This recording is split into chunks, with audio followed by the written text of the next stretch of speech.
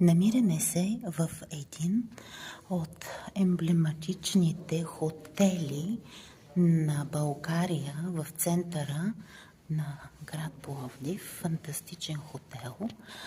И ни поканиха, за да видим, че тук всъщност няма вече клиенти. Това е много интересно. Дойдохме да проверим и казаха, че има персонал, но клиенти няма. Да видим дали е точно така. Влизаме между етажите и наистина клиенти не виждаме. Спортният център работи. Каква е причината обаче? Може би няма туристи.